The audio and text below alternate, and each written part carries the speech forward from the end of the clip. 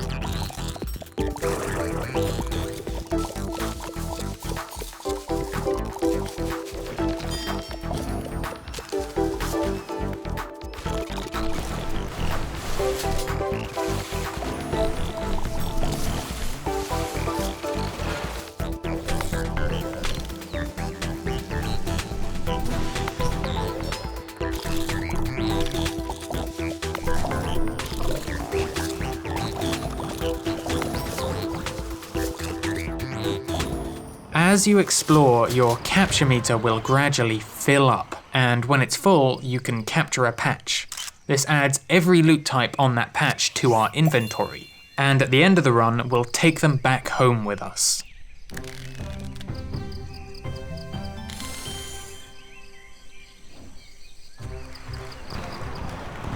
These new discoveries help you rank up, and with each rank, you'll unlock a new upgrade.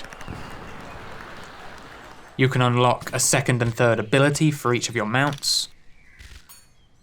You can also give your weapon a blender attachment that lets you combine the effects of several different ammo types together. There's a whole bunch of different blends to try out. There's also a few other upgrades you can unlock, but I'll let you discover those for yourself.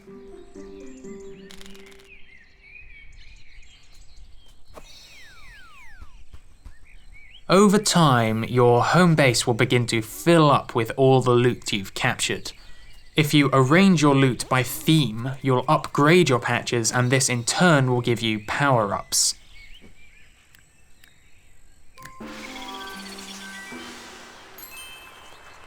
And there's one other thing these patches are good for.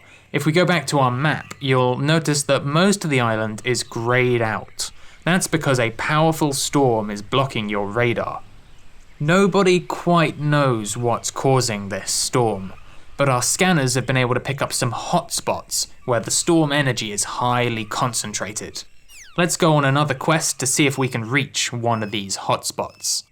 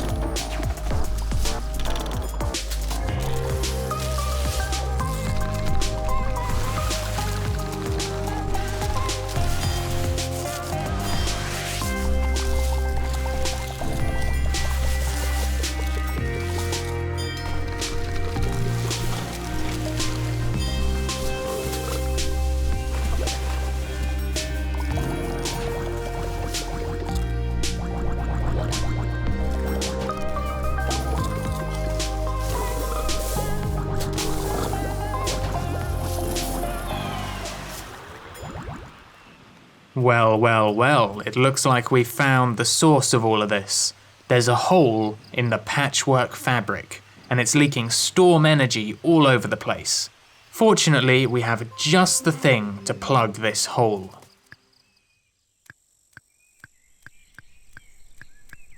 We can call in one of the patches from our home base, and we can plant it down.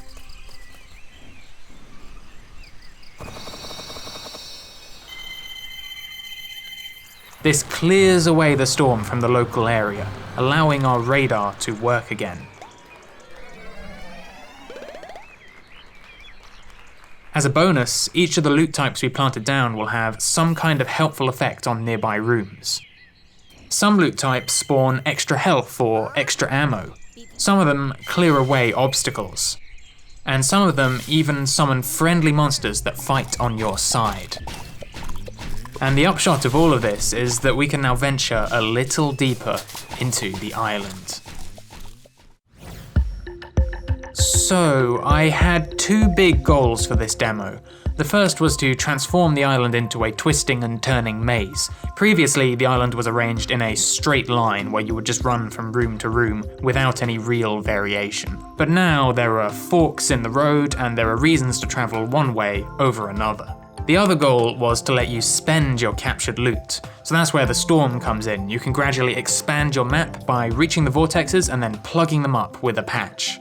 Altogether, this creates the game's main loop. You head out on a quest, capture patches on your way, collect the loot that they contain, plant this loot in the vortexes, and this in turn makes it easier to venture out further on your quests.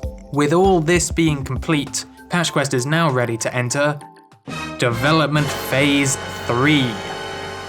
The plan for this phase is to flesh out the island. Right now there's already 4 different regions, but each of these regions are pretty uniform. There's not much difference between one section of jungle and any other section of jungle. So the plan is to break up these regions into a bunch of small habitats that each have something unique going on. This will help each run feel more varied. I'm also planning to add some kind of dungeons to the game, which provide a challenge for skilled players to work towards. This development phase is going to take at least a few months to implement, so I'm expecting to finish it in early 2020. Of course, I'll still be making monthly video updates in the meantime, so be sure to subscribe if you want to stay in the loop. But that's all for the future. Today, you can play the Patch Quest Jungle Crawling Alpha, and you can play it for free. If you have Patch Quest already, just open it and the update will automatically download. And if you don't have Patch Quest yet, you can download it using the link in the description. I'm planning to bring the game to Steam next year, but for now, this standalone launcher is the only way to play it. Thanks for checking out this video, and I'm going to finish with a trailer for the new Jungle Crawler update.